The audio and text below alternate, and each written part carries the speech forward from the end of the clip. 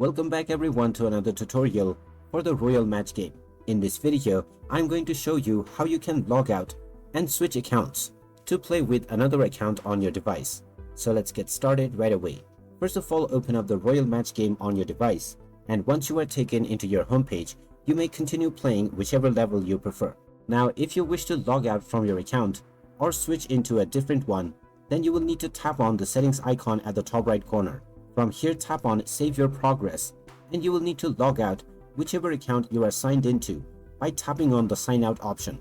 You will now be asked whether you are sure that you want to sign out from this account. Tap on the Yes button to confirm, and now you will be logged out successfully. After this, you can still continue to play, but your progress will be saved locally within your device. Now, if you want to log into a different account, you can once again go back into the settings page, tap on Save Your Progress, and then use a different login method, either by using Facebook or Google.